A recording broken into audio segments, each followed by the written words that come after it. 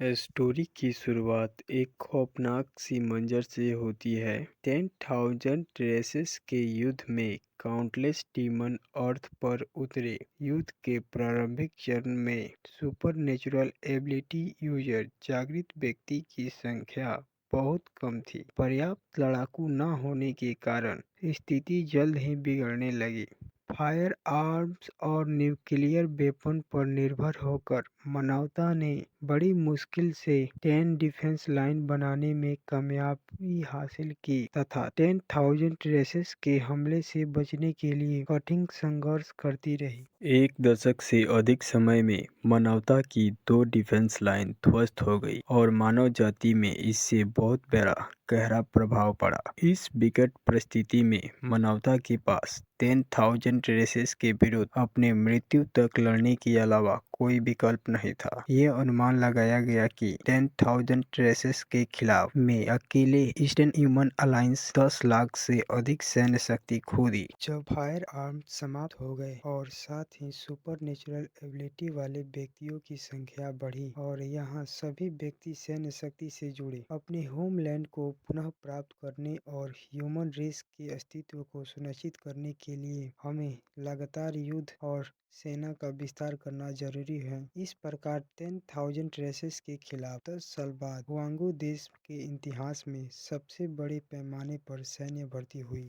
Story की शुरुआत northern frontier के trial city of the eastern alliance को दिखाते हुए शुरू होता है, जहां पर लाखों की तादाद में भीड़ इकट्ठा हुआ है। हम देखते हैं एक सोल्जर की फोटो को जो कि 10वीं डिफेंस लाइन के कमांडर थे और यह एक इलेक्ट्रिक एबिलिटी यूजर थे। इसके बाद 22 वर्षीय सोली जो कि 9वां डिफेंस लाइन के कमांडर थे, जो कि एक फ्लेम यूजर थे। मेजर कहते हैं कि मेरे पीछे पिछले महीने भेजे गए फ्रंट लाइन पर सोल्जरों की मृत्यु सूची है। मेजर कहते हैं ये हमारे मित्र, हमारे परिवार हैं, ये हमारे भाई और बहन हैं। वो आपके शहर और आपके देश के हीरो हैं। कुछ महीने पहले हम 9वां डिफेंस लाइन को खो दिए। मेजर सभी छात्रों से ऊंची आवाज में कहते हैं कि ईस्टर्न ह्यूमन अलायंस 10,000 रेसेस के विरुद्ध जवाबी हमले के लिए सुपरनेचुरल एबिलिटी वाले व्यक्तियों को इकट्ठा कर रहा है। सभी बच्चों से ऊंची आवाज में मेजर कहते हैं कि इस शहर की युवा पीढ़ी क्या करना चाहती है। सारे छात्र कूच के साथ कहते हैं कि हम अपनी मातृभूमि की रक्षा करेंगे, हम अपने पहाड़ों और नदियों की रक्षा करेंगे। छात्र में उत्सुकता भरी हुई है। वो सभी चिल्लाते हुए कहते हैं कि हमें भर्ती करें, हमें भर्ती करें। सारे युवा उत्सुकता के साथ सेना में भर्ती होना चाहते हैं। सभी युवक आक्रोश के साथ कहते हैं कि मैं दुश्मन को मारने के लिए फ्रंट लाइन पर जाना चाहता हूँ। सारे युवक आक्रोश के साथ कहते हैं चलो इन एलियन रेसेस को चीर डालें, उन्हें टुकड़े टुकड़े कर दें। यहाँ सभी युवक एक दूसरे को आक्रोश के साथ देखते हुए भर्ती करवा रहे होते हैं। अगली बारी हमारे इस सीरीज के मेन कैरेक्टर नान जियांग की है, जो कि इंस्ट्रक्टर के द्वारा पुकारे जाने पर आगे इंस्ट्रक्टर के द्वारा नांग जियांग से पूछा जाता है कि क्या आप सेना में भर्ती होकर फ्रंट लाइन पर जाना चाहते हैं। सहपाठी पूछते हैं कि नांग जियांग तुम दुश्मनों को मारने के लिए फ्रंट लाइन पर जा रहे हो। हमारे मेन कैरेक्टर नांग जियांग बोलता है नहीं। इस बात को सुनकर इंस्ट्रक्टर चौंक जाते हैं और कहते हैं क्या। हमारा मेन कैरेक्टर नांग जियांग कोल्ड एक्सप्रेशन के साथ कहता है कि मैं लॉजिस्टिक डिपार्टमेंट में पीछे रहना चुनता हूँ। इस बात को सुनकर उसके क्लासमेट शॉक हो जाते हैं। वो कहते हैं कि क्या तुम सचमुच फ्रंट लाइन पर नहीं जाना चाह रहे हो।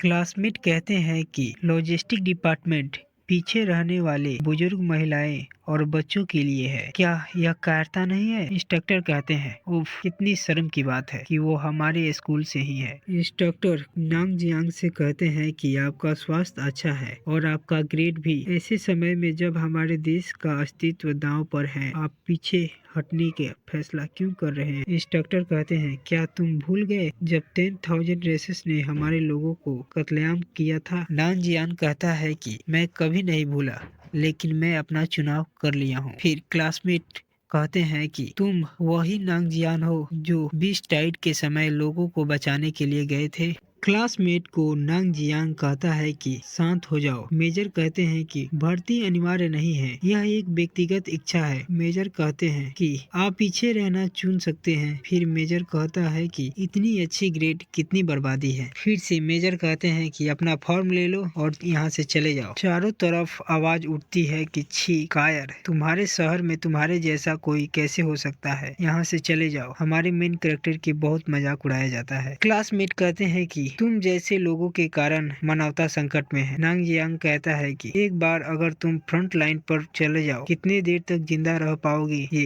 हमें पता नहीं। क्लासमेट कहते हैं कि मुझे दोबारा मत मिलना। अगले दिन की शुरुआत बहुत सारे हेलीकॉप्टर को दिखाने से होती है। सारे नए स्टूडेंट फ्रंट लाइन पर जाते हुए देखते हैं। चारों तरफ लोग इन सोल्जरों के मनोबल को बढ़ाने के लिए आए हुए हैं। इन सभी नए सोल्जर को जाते हुए नांग जियांग देखता है। तभी उसके फोन पर एक मैसेज आता है जिसमें एक ब्रेकिंग न्यूज ट्रेंडिंग नंबर 2 पर चल रही होती है। ऐसा कहा जाता है कि एक नए रूकी ने फ्रंट लाइन पर जाने से मना कर दिया है। इस पर बहुत सारे लोगों के अलग अलग कमेंट आते हैं। जबकि एक बार फ्रंट लाइन टूट जाएगी तो इसका खामियाजा पूरे शहर भुगतेगी, कोई भी छिप नहीं सकता। नांग जियांग के पास कई मैसेजेस आते हैं जिसमें लोगों द्वारा मेन कैरेक्टर को कावड़ और बुरा भला बोला जाता है। जियांग कहता है कि यह सही है कि वो सभी हीरो है, लेकिन यह आग की ओर दौड़ते हुए पतंग के समान है। नांग जियांग कहता है कि 10 लाख सैनिकों का समूह एलियन रेसेस की शक्ति को कम आंकते हैं। यहाँ हमें एक बात पता चलता है कि हमारे मेन कैरेक्टर का यह एक दूसरा जन्म है। मेन कैरेक्टर कहता है कि मैंने भी पिछले जन्म में बैटलफील्ड पर जाकर लड़ा था। जैसे जैसे मानवता के कदम पीछे की ओर हटा, मैंने अपने जीवन के 5 प्रमुख टैलेंट के बारे में जानने के लिए अपना पूरा जीवन समर्पित कर दिया। अंततः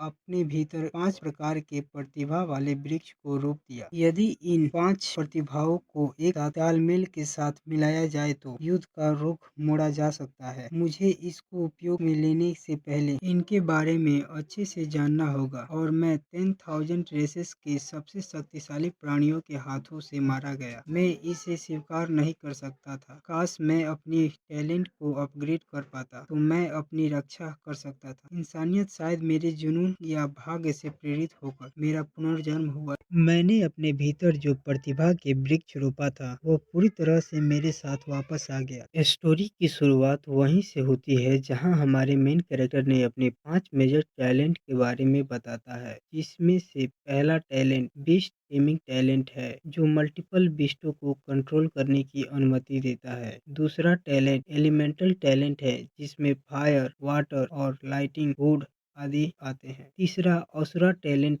है, इसके अंतर्गत ब्रजकर, एम्प्लीफिकेशन आदि पावर आते हैं। इसके द्वारा हजारों दुश्मनों का सफाया किया जा सकता है। फोर्थ टैलेंट फॉर्मेशन टैलेंट है जो कि जाल लगाना और बैरियर बनाना, एक जगह से दूसरे जगह टेलीपोर्ट करना आदि इसके अंतर्गत आता है। पांचवा टैलेंट अनडेड टैलेंट है, मरे हुए को बुलाने में सक्षम है। हमारे मेन कैरेक्टर कहता है कि इन 5 टैलेंट को अपग्रेड करने के लिए भारी मात्रा में सोर्स स्टोन और टाइम की आवश्यकता है। अगर इन 5 टैलेंट को अच्छे से मास्टर कर लिया जाए तो हजारों मील दूर से मॉन्स्टर की प्रेजेंस को भापा जा सकता है। भले ही 10 डिफेंस लाइन टूट जाए, फिर भी मैं 10,000 रेसेस के खिलाफ अकेला सामना कर सका हूँ। अभी मैं भले ही युद्ध के मैदान में चला जाऊंगा, लेकिन एलियन रेसेस को मारना में सक्षम नहीं हो पाऊंगा और ना ही अपने टैलेंट को अपग्रेड कर पाऊंगा। बड़ी संख्या में सोर्स स्टोन को जल्दी से प्राप्त करने के लिए सबसे अच्छा तरीका ट्रायल ग्राउंड पर जाना है। ट्रायल ग्राउंड अनगिनत माउंटेन बीस्ट से भरा होता है। अपने टैलेंट को अपग्रेड करने के लिए सोर्स स्टोन का अनगिनत भंडार है। अब मुझे स्रोत स्टोन को प्राप्त करने के लिए जल्दी करनी होगी। नांग जियांग कहता है कि रेयर ट्रायल ग्राउंड ये सिटी का ब्रांच है। अपने टैलेंट को अपग्रेड करने के लिए इससे अच्छी जगह कोई नहीं हो सकता। सभी महिलाएं कहती है कि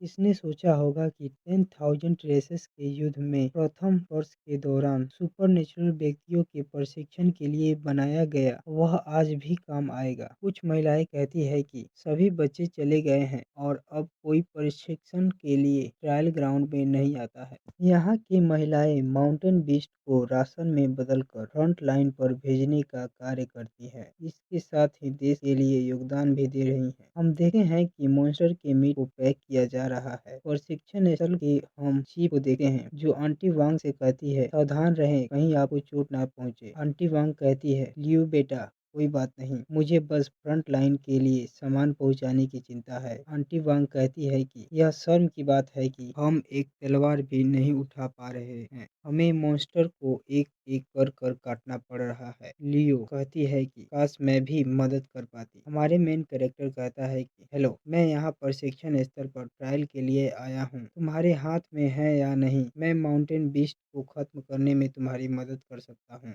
लियू कहती है कि यह तो बहुत बढ़िया होगा, हम बस इसी बात की चिंता कर रहे थे। लियू कहती है कि मैं तुम्हें चेंजिंग एरिया दिखाती हूँ। ओल्ड लेडी सोचती है कि ऐसे समय में एक युवा व्यक्ति प्रशिक्षण स्थल पर क्यों आएगा। कुछ देर सोचने के बाद रुको, क्या वो वही तो नहीं। वो कहती है कि मुझे अब याद आया, ये वही नान जियांग है जिसने फ्रंट लाइन पर जाने से इनकार कर दिया। दूसरी ओल्ड लेडी कहती है कि सच वही है, अगर वह फ्रंट लाइन पर जाने से बच रहा है तो फिर यहाँ ट्रेनिंग ग्राउंड पर नाटक क्यों कर रहा है। फर्स्ट ओल्ड लेडी कहती है कि कौन जाने पीछे रहकर कायरतापूर्ण जीवन जीने के अपराध से भरपाई के लिए यहाँ पर कोशिश कर रहा है। खैर किसे परवाह है, उसे कोशिश करने दो। यह कायर जो युद्ध के मैदान से भागता है वह कितने समय तक टिकता है। नांग जियांग कहता है कि यह मिश्र धातु का तलवार माउंटेन बीस्ट को काटने के लिए उपयोग किया जाता है। लुई कहती है कि माउंटेन बीस्ट क्रूर है, कृपया सावधान रहे। मेन कैरेक्टर को अंदर जाते हुए दिखाया जाता है। लॉजिस्टिक डिपार्टमेंट के कमांडर कहती है कि अब हमें राशन की चिंता नहीं करनी पड़ेगी। यह कहती है कि यह लड़का ज़्यादा बात नहीं करता लेकिन काफ़ी सुंदर है। ओल्ड लेडी कहती है कि यह वही लड़का है जो फ्रंट लाइन पर जाने से मना कर दिया था। देखना वह रोना शुरू कर देगा और जल्द ही बाहर आ जाएगा। इसके साथ एमसी को अंदर जाते हुए दिखाया जाता है। एक सिस्टम स्क्रीन को हम देखते हैं जो बताती है कि आपने स्तर ए चुना है। सिस्टम बताती है कि कोई पिछला रिकॉर्ड नहीं मिला। स्तर ए को शुरू करने के लिए पुष्टि करें। हमारे मेन कैरेक्टर द्वारा पुष्टि किया जाता है। सिस्टम स्क्रीन पर एक और नया मैसेज आता है कि स्तर ए के प्रशिक्षण शुरू हो गया है, कृपया अपने आप को तैयार रखें। बैकग्राउंड में एक आवाज़ सुनाई देता है जो कहता है कि लंबी रात आ रही है और मानवता के पास वापस लौटने का कोई रास्ता नहीं है। मानवता के भविष्य के लिए क्या आप शैडो बनने के लिए तैयार हैं? मेन कैरेक्टर कहता है मैं तैयार हूँ। माउंटेन बीस्ट मेन कैरेक्टर की ओर तेजी से बढ़ते हैं। मेन कैरेक्टर कहता है कि चलो सबसे पहले जानवरों को बस में करने वाले टैलेंट से शुरुआत करते हैं। 10,000 रेसेस के आक्रमण के बाद स्पिरिचुअल एनर्जी के कारण एनिमल म्यूटेंट और इवॉल्व होने लगे। एनिमल से बचते हुए नांग जियांग कहता है कि फ्रंट लाइन पर पिछले जीवन के दौरान हमें न केवल 10,000 रेसेस का सामना करना पड़ा बल्कि म्यूटेंट बीस्ट का भी सामना करना पड़ा। एग्जाम्पल के लिए अम्ब्रेला बर्ड को ही ले लीजिए जो कि अपने दिमाग के लिए जानी जाती है। अम्ब्रेला बर्ड के वीक स्पॉट उसके सर के पीछे छुपा होता है। हम देखते हैं कि नांग जियांग चारों तरफ अम्ब्रेला बर्ड को मार रहा होता है, जैसे कि अम्ब्रेला बर्ड को मारने पर उसे एक सोर्स स्टोन प्राप्त होता है। मेन कैरेक्टर के सिस्टम पैनल को देखते हैं जिसमें first skill beast taming talent को दिखाया जाता है जो अभी लेवल 0 पर होता है। बीस्ट टेमिंग टैलेंट को अपग्रेड करने के लिए 800 एक्सपीरियंस पॉइंट की जरूरत होती है। जियांग कहता है कि जितने बार टैलेंट इंक्रीज होगा म्यूटेंट बीस्ट को टेम किया जा सकता है। मैं इतनी सी चोट को सहन कर सकता हूँ। यदि मैं प्रत्येक हमले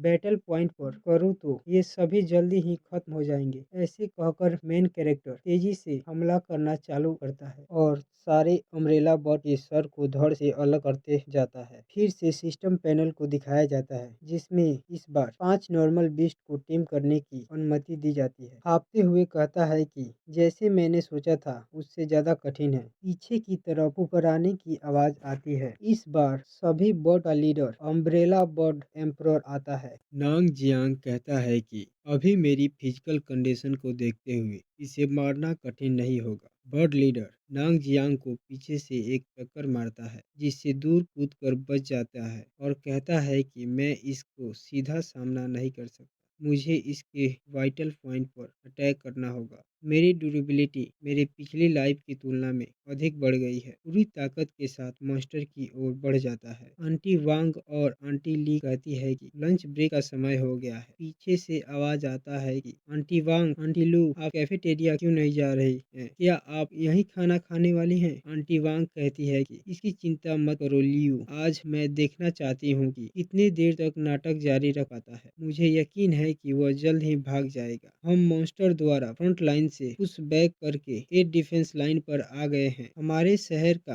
डिफेंस लाइन 5वां है। यह मैं बर्दाश्त नहीं कर सकती कि वह परेशानी पैदा करे। अगर वह भागने की हिम्मत करेगा तो हम उसे पकड़ लेंगे। लियू कहती है कि ए लेवल फ्रंट लाइन से काफी ज्यादा सरल है। तभी अनाउंसमेंट होती है, ट्रायल पार्टिसिपेंट नांग Jiang complete the first floor of the A level trial. यह सुनकर आंटी वांग कहती है कि इतनी जल्दी ट्रायल को पूरा करते मैंने किसी को नहीं देखा। वह आदमी डर गया होगा, वह इसे पूरा नहीं कर पाया होगा। चलो चलो। नांग जियांग को देखकर आंटी वांग और आंटी ली शॉक हो जाती है। सिस्टम स्क्रीन पर दिखाया जाता है कि ट्रायल पार्टिसिपेंट नांग जियांग किल काउंट 2000। दूसरी screen new record for trial tower of the first floor. Liu कहती है कि आप ऐसे कैसे दिखने लगे? क्या आपने ट्रायल लेवल ए पास कर लिया है? नांग जियांग, हाँ मैं पास हो गया। लियू कहती है कि इन सभी को काटने की तैयारी करती हूँ। नांग जियांग कहता है कि यह लेवल बढ़ाने की गति पर्याप्त नहीं है। लेवल अप करने के बाद एक्सपीरियंस पॉइंट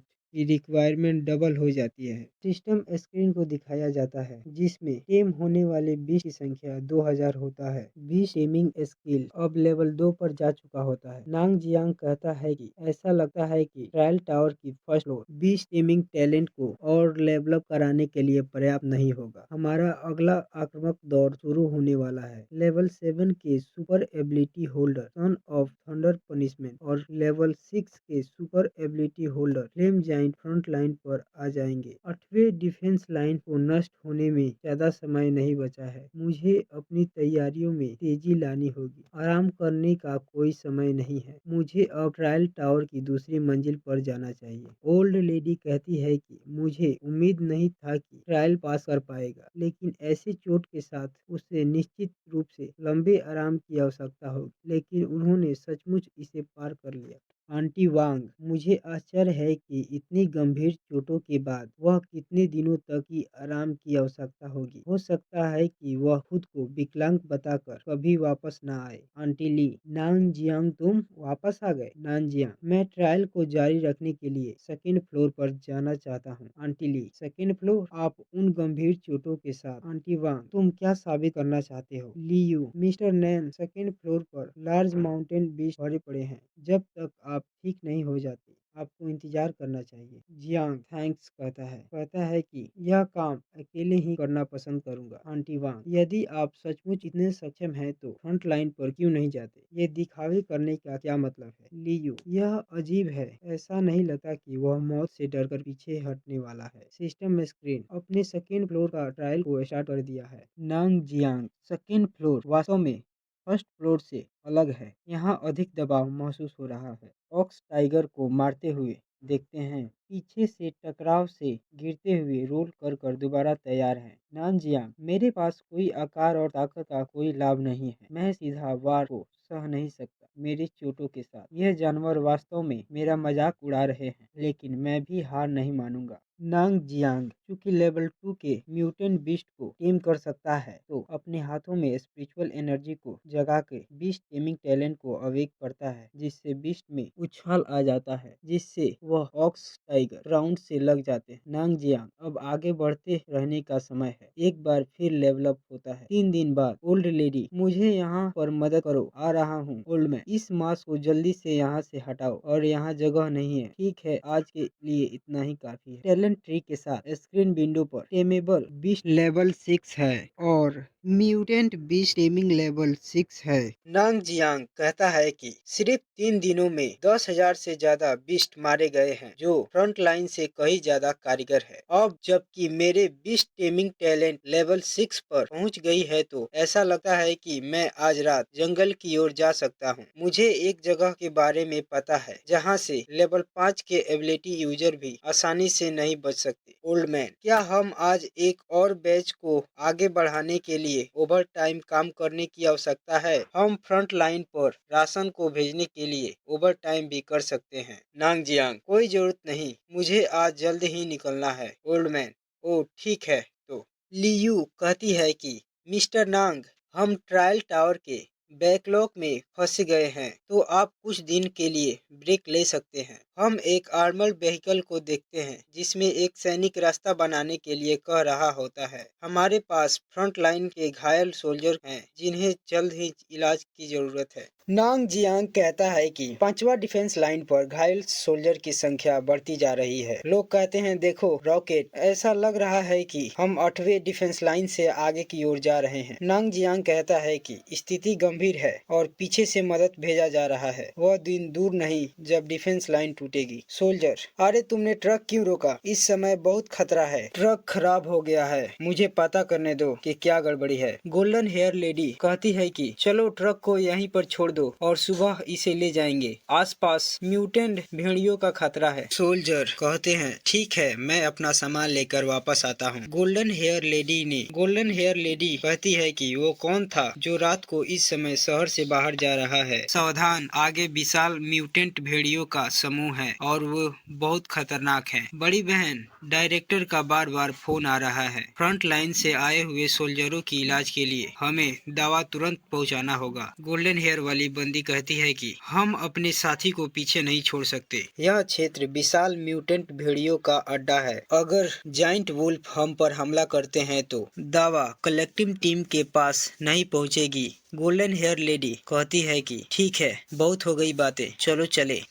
हेल्प हेल्प की आवाज आती है। ब्लैक हेयर लेडी कहती है कि गाड़ी चलाओ, हमारे पीछे एक जाइंट स्टील वुल्फ है, जल्दी करो, गाड़ी चलाओ। और गन से वुल्फ पर गोली चलाने लगती है। जियांग, गोलियों की आवाज, ये मेडिकल हर्ब कलेक्शन टीम के तरफ से आ रही है। केवल वहाँ हमला नहीं कर रहे, बल्कि यहाँ मुझ पर भी घात लगाकर हमला करने के लिए एक झुंड तैयार है। यह मेरे लिए फायदेमंद है कि अब उन्हें ढूंढना नहीं पड़ेगा। जब से बीस्ट स्पिरिचुअल एनर्जी का यूज करते हैं, वह और भी ज्यादा खतरनाक हो गए हैं। सारे जाइंट वुल्फ मेन कैरेक्टर को चारों तरफ से घेर लेते हैं। स्टोरी आर्मर्ड व्हीकल पर आता है, जहां यह पता चलता है कि गोल्डन हेयर लेडी का नाम स्वाइनान है। ब्लैक हेयर लेडी स्वाइनान को केयरफुल होने को कहकर गोली चलाने के लिए जाती है और कहती है कि तुम गाड़ी चलाओ।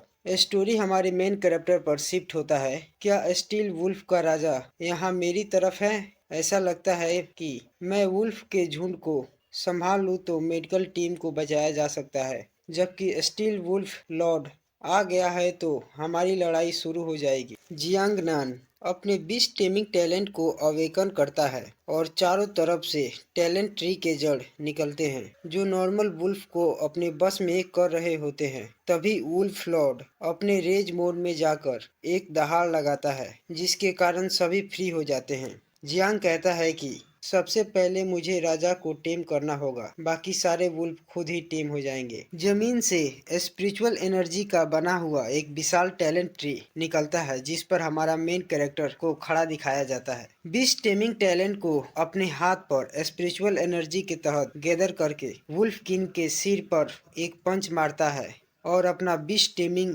स्किल को एक्टिव करता है। स्टोरी की शुरुआत दोनों बहनों को दिखाते हुए होती है। ठीक है, चलिए चलते हैं। साउनान कहती है कि ट्रक स्टार्ट नहीं हो रहा, हम खत्म होने वाले हैं। कुछ देर बाद आंख खोलकर देखती है तो कहती है क्या हो रहा है। ब्लैक हेयर लेडी कहती है कि जाइंट स्टील वुल्फ क्यों शांत हो गए। हमारे मेन कैरेक्टर द्वारा जाइंट वुल्फ किंग को अपना पालतू पेट बना लिया जाता है। साओ यान कहती है कि किसी ने जाइंट म्यूटेंट वुल्फ को वश में कर लिया है। ब्लैक हेयर लेडी, एक ही इंसान ने हजारों भेड़ियों को वश में किया है। यह किस दर्जे का बीस्ट टेमर होगा। जाइंट ट्री के साथ सिस्टम विंडो को दिखाया जाता है जिसमें स्टील जाइंट वुल्फ 1000 टेम किए गए हैं। डेली टेमिंग क्वेस्ट 1000 पूरा है। म्यूटेंट बीस्ट टेमर लेवल 7 दिखाया जाता है। दूसरा सिस्टम स्क्रीन पर और भी बीस्टों को टेम करने के लिए सोर्स स्टोन उपयोग करे या ना करे, मेन कैरेक्टर नहीं दबाता है। कहता है कि सोर्स स्टोन अभी कीमती है,